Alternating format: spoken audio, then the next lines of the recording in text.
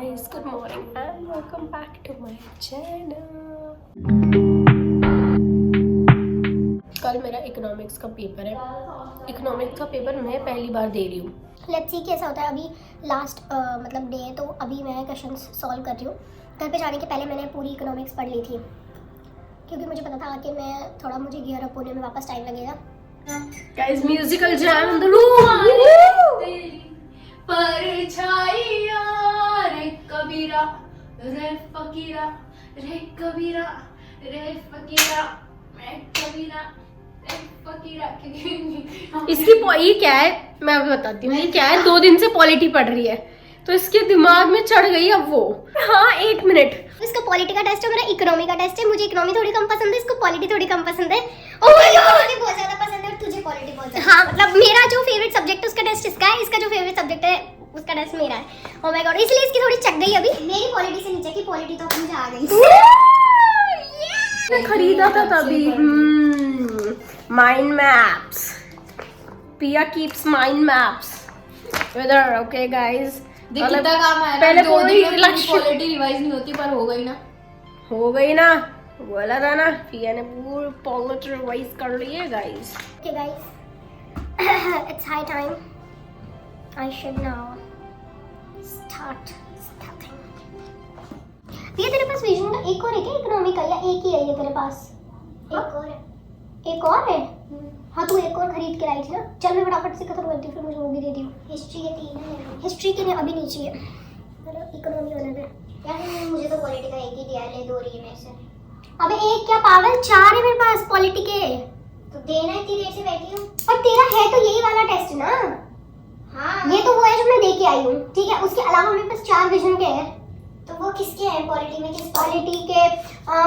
Starting वाला part, पीछे वाला पार्ट, गवर्नेंस वाला पार्ट। तो देना मेंटल जेडी दे देती हूँ। तो मुझे लगा तुझे मेरा दृष्टि वाला चाहिए। नहीं ठीक है, अभी दे देती हूँ। अब क्या देगी? कल तो पेपर है, अभी दे देती हूँ। कल ये तू पढ़ेगी, ये रिवाइज करेगी या क्वेश्चन सॉल्व करूंगी? पहले देती हूँ, उस हिसाब से टाइम एडजस्ट कर देता। मैं सुबह कर देता हूँ सारे सॉल्व दर। मैं प्रीवियस ईयर लेके बैठा हूँ। कोई बात नहीं ना, रिलैक्स कर। अभी तेरे पास थे भी 2 दिन ना। अभी यू डिड 1 पेपर ना। इन नेक्स्ट वीक जब पढ़ेगी तो क्वेश्चन पेपर सॉल्व कर लेना, वो वाले सारे। हो जाएगा, कोई दिक्कत वाली बात नहीं है। इतना टफ नहीं आता। टफ की बात नहीं, मैं अपना बेस्ट देना चाहती हूँ। Guys give your best, okay. एक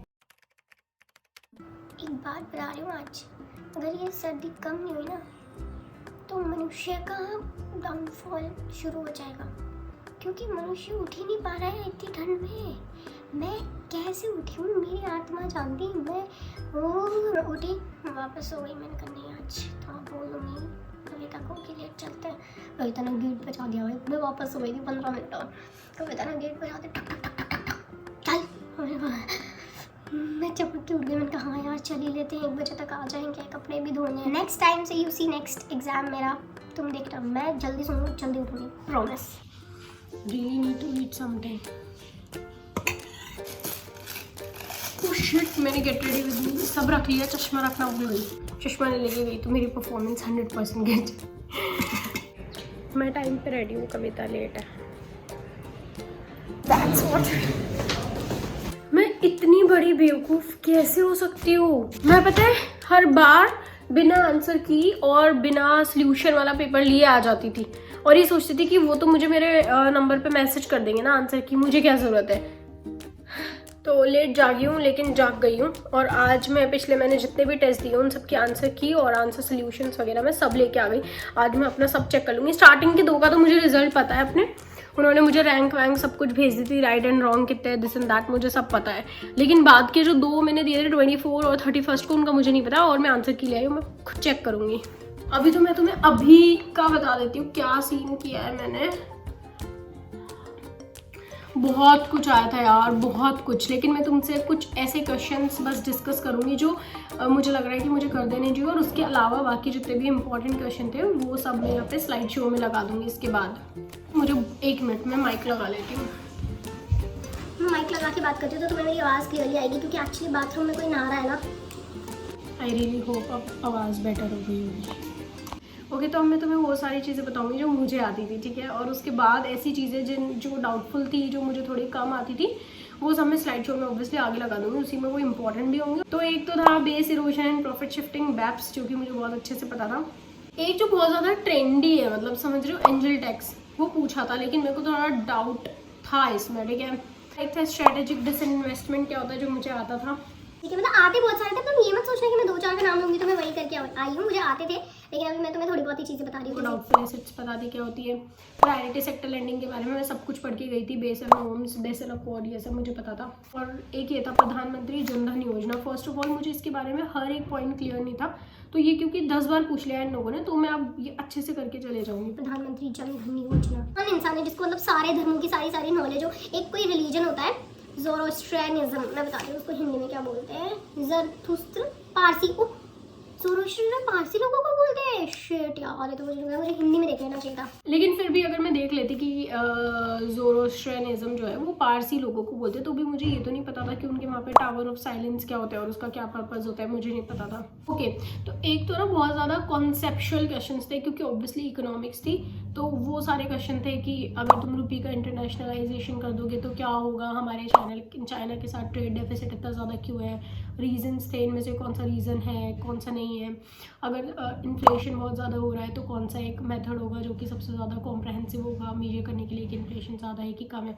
तो ऐसे कई सारे कॉन्सेप्चुअल क्वेश्चंस थे, और बहुत सारे एक्चुअली वो थे करंट से रिलेटेड। ऑब्वियसली नैनो यूरिया ई सेंटा क्या होता है, मुझे लिटरली कोई आइडिया नहीं था। इंटरनेशनल ईयर ऑफ कैमलेट्स क्या होता है, मुझे नहीं पता था। एनवायरनमेंट एंड इको से रिलेटेड तुम्हारे क्लाउड फॉरेस्ट का क्वेश्चन था, fly ash, carp culture, environmental determinism, ठीक है। अर्बन हीट आइलैंड मुझे पता था क्या होता है। एनवायरमेंट एंड इको का ये स्लॉथ बियर्स के बारे में पूछा था कि कहाँ मिलते हैं, रेगुलर हाइबरनेशन करते हैं कि नहीं, ये सब कुछ। फंजाई से रिलेटेड था, फंजाई और फंगाई से वॉटएवर। उसके अलावा लास्ट के जो 10 क्वेश्चन थे ना, वो टिपिकली इकोनॉमिक्स के क्वेश्चन थे, जैसे कि तुम्हारे नेशनल इनकम के बहुत सारे क्वेश्चन थे, GDP, GNP, this and that, net national product में क्या इंक्लूड होता है, क्या इंक्लूड नहीं होता है, वो सारी चीज़ें थी। और रेवेन्यू रिसीट से क्वेश्चन थे, जीरो बेस्ड बजटिंग से रिलेटेड क्वेश्चन थे, horizontal devolution of taxes, securities, transaction tax था। फिर पूछा था फीचर्स ऑफ जीएसटी, जिसमें था value added tax, input tax credit, formalisation in the economy, increase number of tax payers, fixed tax rate. World Bank, IMF और इन सबसे बहुत ज़्यादा क्वेश्चन आए थे, और एक लास्ट क्वेश्चन था एशियन डेवलपमेंट बैंक से रिलेटेड। तो यही सब था, ये सारे मेन क्वेश्चंस मैंने तुम्हें बता दिए क्या क्या थे, क्या क्या नहीं थे। तुमको कॉन्सेप्ट्स क्लियर होने चाहिए इकोनॉमिक्स के अंदर, यू कांट रट्टोफाइंग एवरीथिंग इन इको।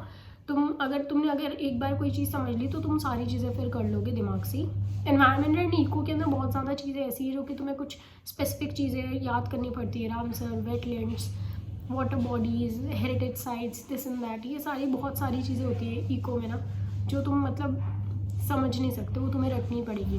तो या that's it for the review guys. I hope you like my video. I will add important questions now after this.